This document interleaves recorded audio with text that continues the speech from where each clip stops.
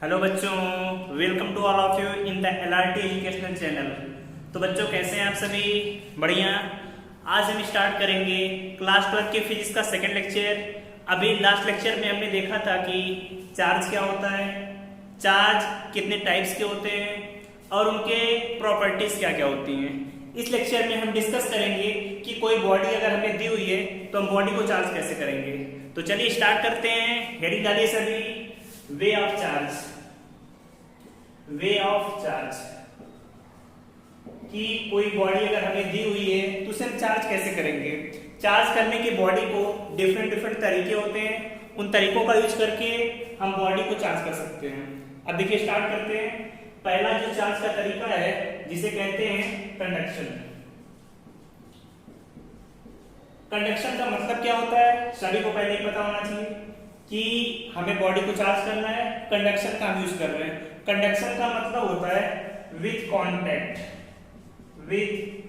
Contact of body. हमें किसी body को चार्ज करना है तो उसके कांटेक्ट में हम दूसरी बॉडी को लेकर आते हैं तो दोनों बॉडी में चार्ज डिस्ट्रीब्यूट हो जाता है। जैसे एग्जांपल से समझते हैं, कोई बॉडी है, ये बॉडी कैसे न्यूट्रल है। न्यूट्रल का मतलब कोई चार्ज इस पर नहीं है। अब एक दूसरी बॉडी है जिसमें क्या है, negative charge distributed, equally distributed. अब इस निगेटिव चार्ज को से हमें इस न्यूट्रल बॉडी को चार्ज करना है तो हम क्या करेंगे, देखिए दोनों बॉडी को कांटेक्ट में लेकर आए। कांटेक्ट में लाने से क्या होगा, दोनों का चार्ज, अगर दोनों की शेप, साइज, मटेरियल सेम है तो चार्ज इक्वली डिस्ट्रीब्यूट हो जाएगा। कुछ चार्ज इसमें रहेगा, कुछ चार्ज इसमें चला जाएगा। तो क्या हुई, जो न्यूट्रल बॉडी थी अब दोनों में चार्ज आ गया। अब जब दोनों को अलग करेंगे तो फिर कुछ चार्ज इसमें बचेगा, कुछ चार्ज इसमें रहेगा। तो इस तरीके से कंडक्शन के मीडियम से किसी न्यूट्रल बॉडी को बहुत आसानी से हम चार्ज कर सकते हैं। तो समझ में आया, कंडक्शन का यूज कहां पर करेंगे, जहां पर हमें कांटेक्ट में लाकर किसी बॉडी को चार्ज करना होगा।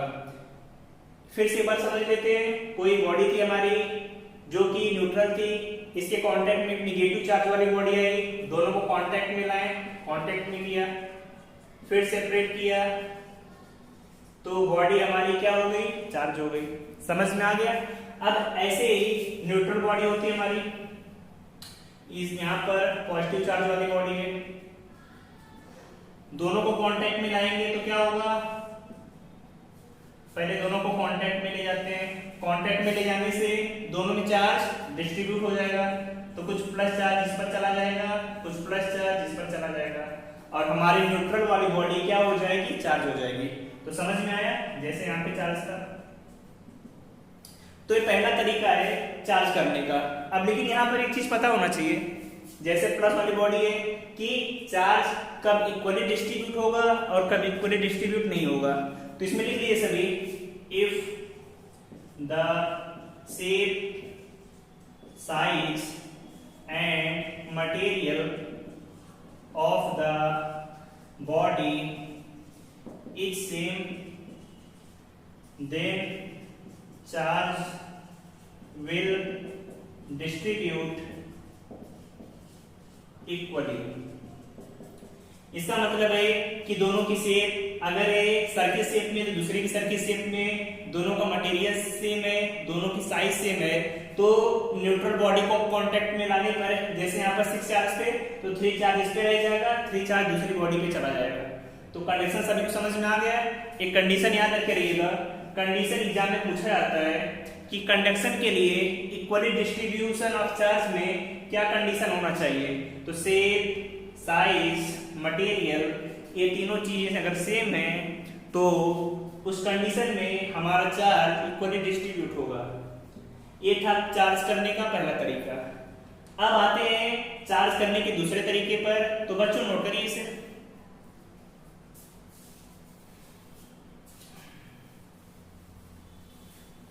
नोट कर लिया सभी ने।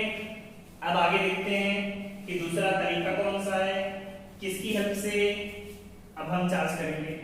पहला तरीका समझ में आ गया। जो दूसरा तरीका है उसे कहते हैं चार्जिंग बाय इंडक्शन। पहला था कंडक्शन और दूसरा क्या है, इंडक्शन।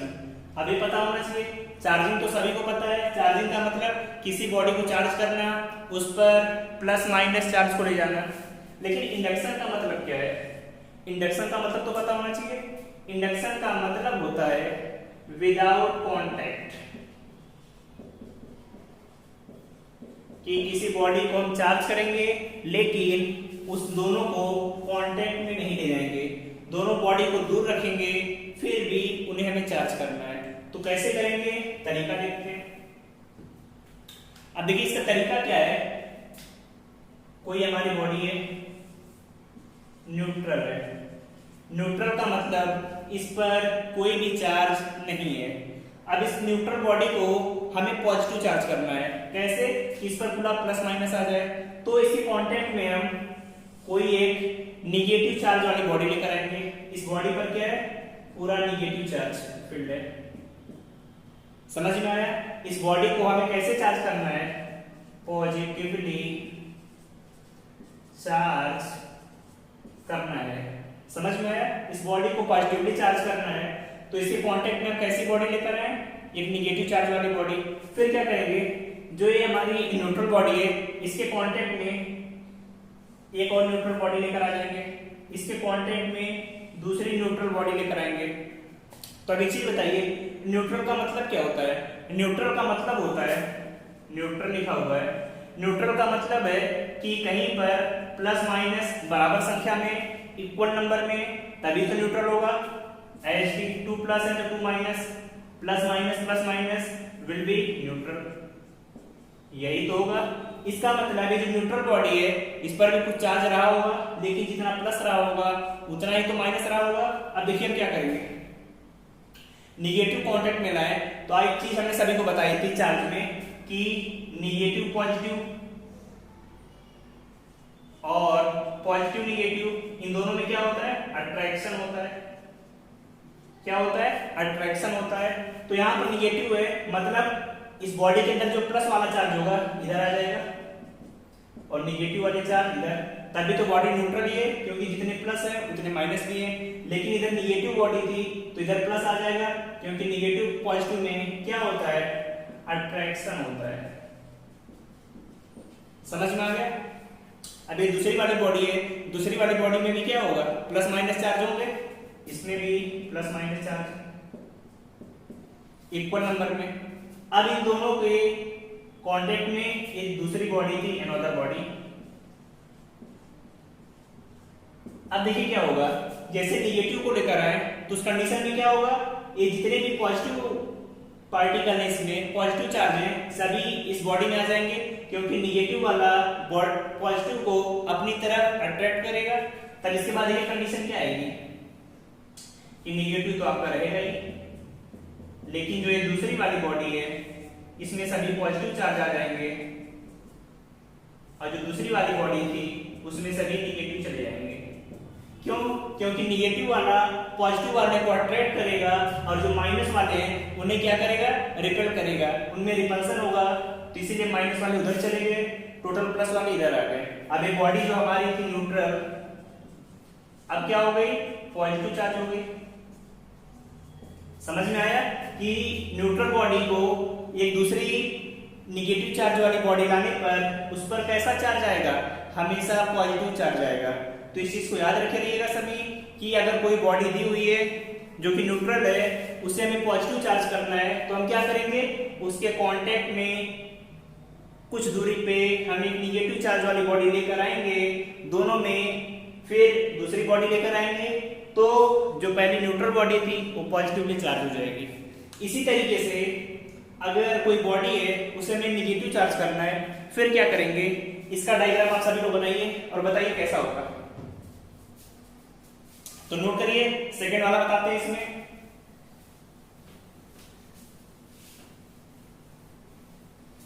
अब देखिए कि किसी बॉडी को हमें पॉजिटिव चार्ज करना है, तो क्या करेंगे, पॉजिटिव का तो हमने देख लिया, अब निगेटिव पे आते हैं। न्यूट्रल बॉडी है, न्यूट्रल बॉडी का मतलब प्लस माइनस चार्ज होंगे, कोई पॉजिटिव वाली बॉडी है तो इस पे निगेटिव वाला इधर आ जाएगा, पॉजिटिव वाला इधर, क्योंकि पॉजिटिव और निगेटिव में क्या होता है, हमेशा अट्रैक्शन होता है। फिर दूसरे कांटेक्ट में बॉडी लाएंगे, इस बॉडी में भी क्या होगा,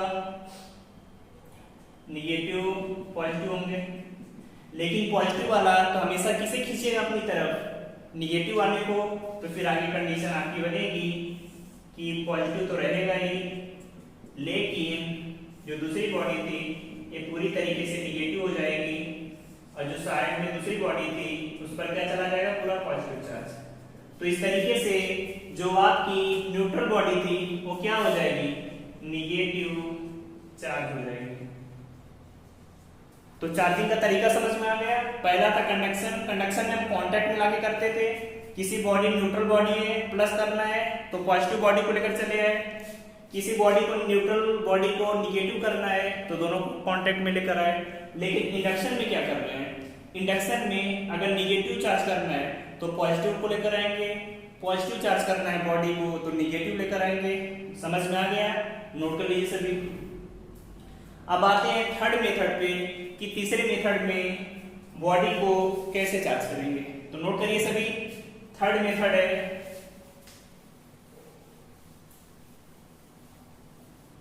जो थर्ड मेथड है उसे कहते हैं charging by friction. Third method को बोलेंगे चार्जिंग बाय फ्रिक्शन, कि किसी बॉडी को फ्रिक्शन से कैसे चार्ज करेंगे इसके बारे में पढ़ना है। अब फ्रिक्शन तो नाम सभी ने सुना होगा। फ्रिक्शन मींस क्या होता है, जब दो बॉडी को कांटेक्ट में लेकर आते हैं और दोनों में रिलेटिव मोशन कराते हैं। जैसे कोई बॉडी है, कोई दूसरी बॉडी, ये बॉडी ए है, दो बॉडी बी है। अब दोनों में फ्रिक्शन हमें जनरेट करना है तो क्या कराएंगे, दोनों बॉडी को, सपोज करिए दो बॉडी हमारी, तो हमें फ्रिक्शन लाना क्या करेंगे, दोनों में रिलेटिव मोशन कराएंगे। तो दोनों बॉडी को हम क्या कर रहे हैं, रब कर रहे हैं। रब का मतलब दोनों के बीच में मोशन करा रहे हैं। तो मोशन कराने से क्या होगा, अपनी बॉडी को जब हम मोशन दे रहे हैं तो देख रहे हैं कुछ हीट जनरेट हो रही है।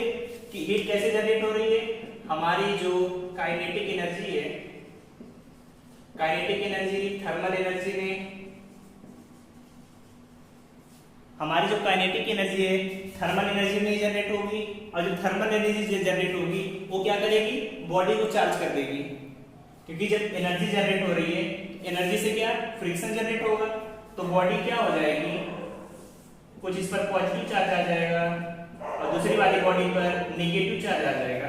क्योंकि फ्रिक्शन होगा तो उन दोनों के बीच में कुछ चार्ज जनरेट होंगे, और उसी चार्ज को तो हमें जनरेट करना था, क्योंकि हमारा टॉपिक क्या था, वेव चार्ज। तो फ्रिक्शन का मतलब क्या होता है, दोनों बॉडी के बीच रिलेटिव मोशन, उससे kinetic energy generate, kinetic energy thermal energy में, थर्मल एनर्जी से दोनों बॉडी क्या हो जाएंगी, चार्ज।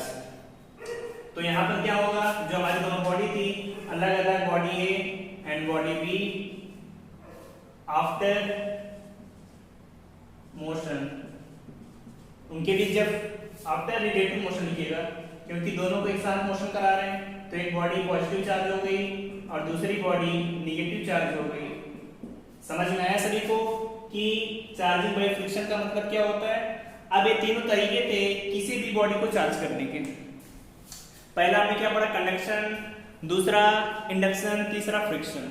कंडक्शन का मतलब था दोनों के बीच में कांटेक्ट कराते थे। इंडक्शन में क्या था, दोनों के बीच में विदाउट कांटेक्ट। फ्रिक्शन में दोनों के बीच रिलेटिव मोशन। समझ में आ गया। अब आगे पढ़ेंगे कि कूलॉम का लॉ क्या है, तो नोट करिए सभी। तो बच्चों अब डिस्कस करेंगे कूलॉम लॉ के बारे में कि कूलॉम ने चार्ज के लिए इलेक्ट्रोस्टैटिक में क्या लॉ दिया था, क्या क्या उसने इसके बारे में बताया था, उसके बारे में डिस्कस करेंगे। तो चलिए अब स्टार्ट करते हैं कूलॉम्स लॉ। कूलॉम्स लॉ कि कूलॉम का लॉ क्या होता है। तो पहले हम डेफिनेशन समझ लेते हैं, फिर डेरिवेशन करके फार्मूले को देखेंगे। तो कूलॉम ने बताया था कि अगर 2 पॉइंट चार्ज एक दूसरे से r डिस्टेंस पे हैं, जैसे एक चार्ज Q1 है, एक चार्ज Q2 है, एक दूसरे से r डिस्टेंस पे हैं, तो इनके बीच जो एक्शन रिएक्शन का फोर्स होगा, एक से दूसरे पे लगेगा और दूसरे से पहले पे लगेगा, इसे बोलते हैं action reaction force. Action reaction force. Action reaction क्यों बोल रहे हैं? क्योंकि Q1 Q2 पर फोर्स लगाएगा तो Q2 तो Q1 पर भी लगाएगा। अब एक दूसरे पर काम कर रहा है, दूसरा पहले पे, तो उस फोर्स को बोलते हैं एक्शन रिएक्शन फोर्स। अब इस एक्शन रिएक्शन फोर्स की वैल्यू क्या होती है, कैसे निकालते हैं, इसके बारे में देखते हैं। तो चलिए पहले डेफिनेशन इसकी नोट करिए कि कूलॉम लॉ की क्या डेफिनेशन होती है। तो डेफिनेशन नोट करिए, if two charge Q1 and Q2 are at a distance R, then action reaction force between two charge is directly proportional to multiplication of two charge and inversely square to distance। इसका मतलब क्या है, इसके बारे में समझते हैं। अब देखिए बच्चों, दो चार्ज Q1 Q2 है, डिस्टेंस R पे है। अब हमें निकालना है क्या है, फोर्स। तो फोर्स किसके प्रोपोर्शनल है, multiplication of the charge Q1 Q2 हो गया। डिस्टेंस कितनी है, R है, इसके इनवर्सली प्रोपोर्शनल की स्क्वायर का F12 is proportional to 1/r²। अब इन दोनों को जब एक साथ करेंगे तो कितना आएगा, F12 is proportional Q1 Q2/r²। यही कूलॉम का लॉ था कि जो दोनों बॉडी के बीच फोर्स होगा उसकी वैल्यू Q1 Q2/r² के इक्वल होती है।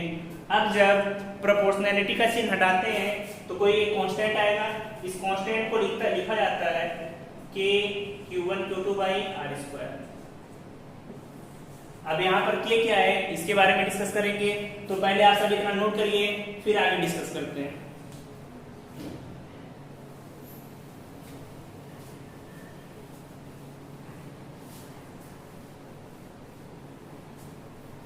नोट कर लिया सभी ने?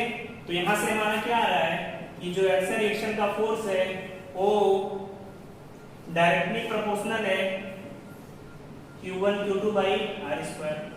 अब यहाँ पे देखिए, प्रोपोर्शनैलिटी के चिन्ह को आपने हटाया तो कोई कांस्टेंट किया है K Q1 Q2/r²। तो यहाँ पर जो कांस्टेंट है K, इसकी भी कुछ वैल्यू होती है।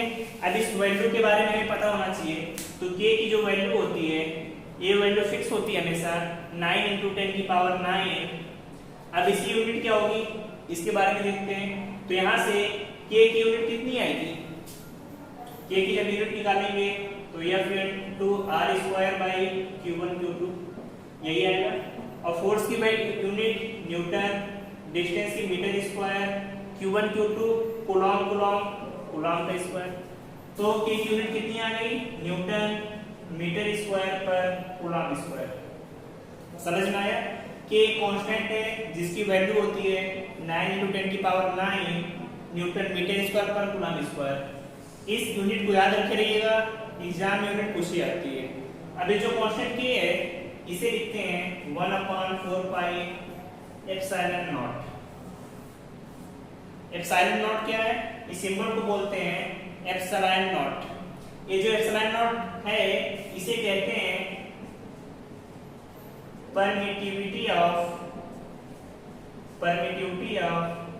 Free space. Permittivity of free space. अब एप्सिलॉन नॉट को तो समझ लिया, परमिटिविटी ऑफ फ्री स्पेस। अब एप्सिलॉन नॉट की वैल्यू कितनी आएगी इसके बारे में देखते हैं, और एप्सिलॉन नॉट का मतलब क्या होता है इसको समझते हैं। रखने को तो आप सभी रख लेंगे कि एप्सिलॉन नॉट क्या है, परमिटिविटी ऑफ फ्री स्पेस। लेकिन इसकी वैल्यू निकालते कैसे हैं, अब देखिए इसके बारे में।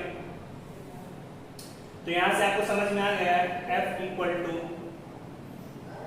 K की वैल्यू है 1/4πε0 Q1 Q2/r²। तो बच्चों देखेंगे कि एप्सिलॉन नॉट यहाँ पर होता क्या है, इसके बारे में पता होना चाहिए। तो एप्सिलॉन नॉट जो होगा इसे बोलते हैं permittivity of free space,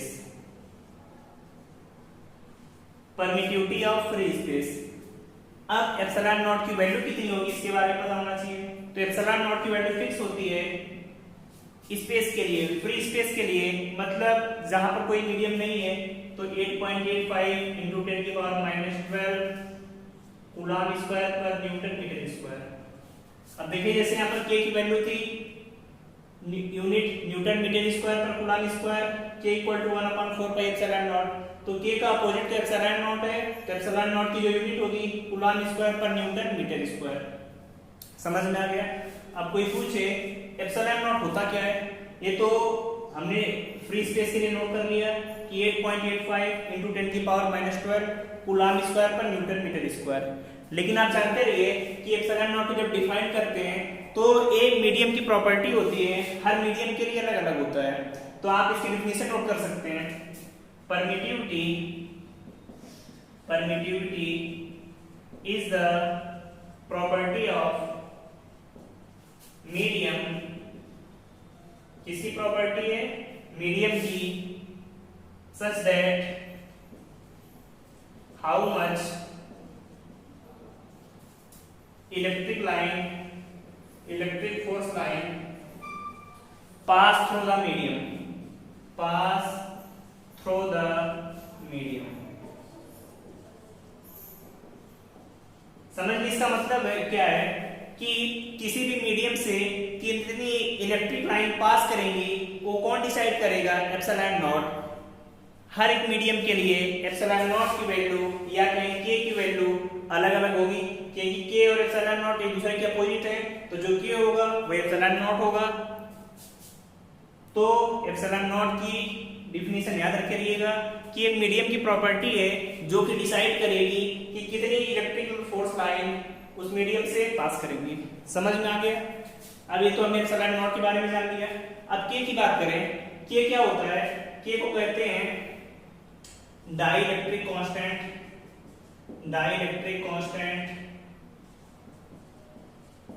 of medium. Free space के लिए तो हमने वैल्यू यहाँ पे निकाली है। अब हम हर जगह के लिए इसकी वैल्यू की बात करेंगे कि इसकी वैल्यू मीडियम के लिए कितनी कितनी होगी। तो इसे सभी नोट करिए। k क्या है, dielectric constant of medium. Note कर लिया सभी ने। अब आगे डिस्कस करते हैं कि k की वैल्यू मीडियम के लिए कितनी होगी। तो नोट करिए सभी।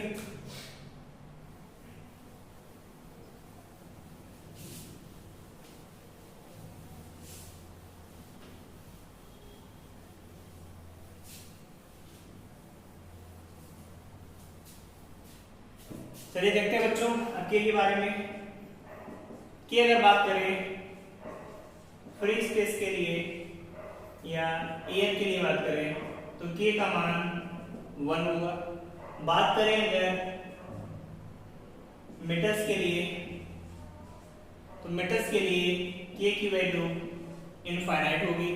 मेटल्स के लिए कोई भी मेटल है तो उसके लिए डाइलेक्ट्रिक कांस्टेंट इनफाइनाइट होगा। बात करें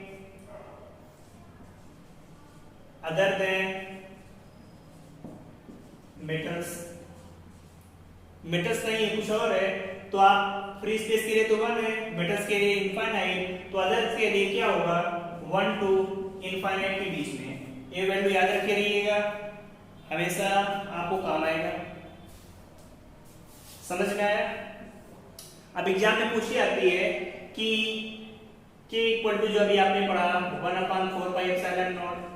तो एप्सिलॉन नॉट की डायमेंशन क्या होती है। डायमेंशन आप सभी ने 11th में पढ़ा होगा।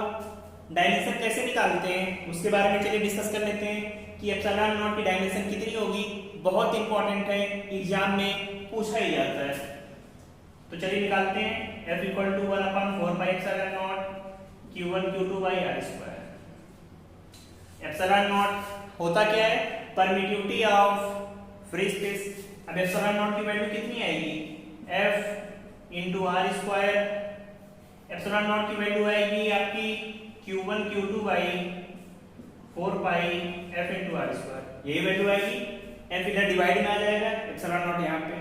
अब क्यों चार्ज 4 पाई तो कांस्टेंट है, कोई डायमेंशन नहीं होगी, फोर्स की डायमेंशन पता है और जो डिस्टेंस की भी डायमेंशन पता है। अब एक चीज बताइए, जो चार्ज होगा डायमेंशन सेम होगी, q इक्वल टू कितना होता है i इंटू टी, आई की ए टाइम की टी, एटी हो जाएगा। q1 q2 मतलब दोनों का मल्टीप्लाई कर रहे हैं तो a स्क्वायर, फोर्स की m and t minus 2, radius या आप में डिस्टेंस है इन दोनों के बीच, तो डिस्टेंस की डायमेंशन ऑलवेज रियल होती है।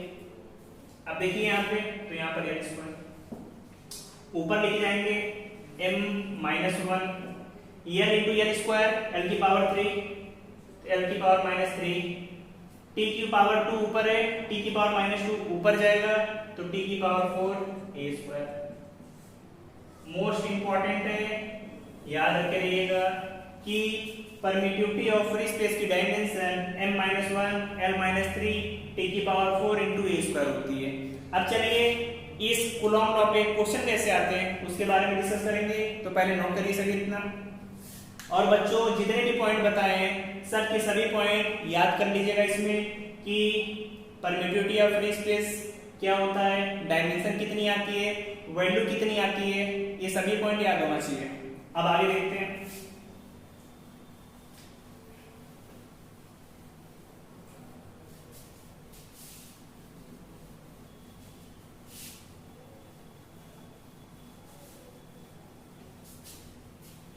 चलिए बच्चों आगे देखते हैं, आगे क्या आपको पढ़ना है।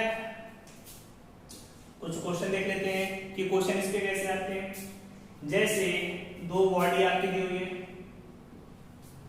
दो बॉडी सपोज में दो इलेक्ट्रॉन है, एक इलेक्ट्रॉन ई, इलेक्ट्रॉन का आवेश तो ई होगा, दोनों की जो डिस्टेंस है 1 सेंटीमीटर है। पूछा जा रहा है कि इन दोनों इलेक्ट्रॉनों के बीच फोर्स की वैल्यू कितनी होगी। दो इलेक्ट्रॉन है, आपस में एक्सेल रिएक्शन होगा तो दोनों के बीच कुछ वैल्यू आएगी। वैल्यू कैसे निकालेंगे देखते हैं। F equal to 1/4 pi epsilon naught Q1 Q2 by R square, यही फार्मूला है। 1/4 पाई एप्सिलॉन नॉट K के 9 × 10 की पावर 9, Q1 Q2 इलेक्ट्रॉन के चार्ज E इंटू E आएगा।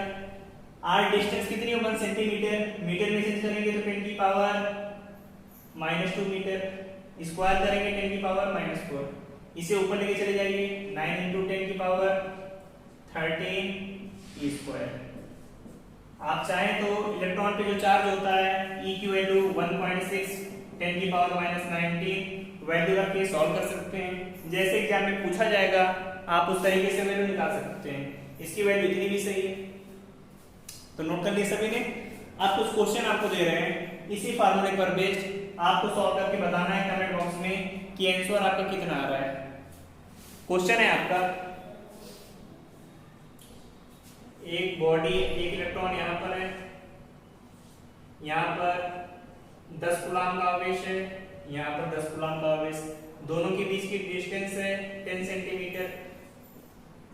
तो पूछा है फोर्स बिटवीन टू चार्ज, दो चार्ज हैं, एक 1 एक 2, दोनों पे 10 कूलम का चार्ज है। अब आपसे पूछा गया फोर्स निकालना है। फोर्स की जो भी वैल्यू है आप सॉल्व करिए, सॉल्व करके कमेंट बॉक्स में आंसर बताइए, फिर आपको उसका हम सॉल्यूशन बताएंगे। तो नोट कर लिए सभी ने। बच्चों आप इस तरीके से पढ़ते रहिए। अब नेक्स्ट लेक्चर में आगे हम इससे डिस्कस करेंगे कि इसके आगे और क्या क्या इंपॉर्टेंट पॉइंट है क्लास 12 की फिजिक्स में, आपके पहले chapter electric charge and field में। तो बच्चों आप सभी चैनल को ज्यादा से ज्यादा लाइक करिए, शेयर करिए, सब्सक्राइब करिए, और कोई भी डाउट हो तो कमेंट बॉक्स में पूछते रहिए, आपको जल्द से जल्द उसके बारे में उसका सोल्यूशन बताया जाएगा। थैंक यू बच्चों, all the best, bye bye.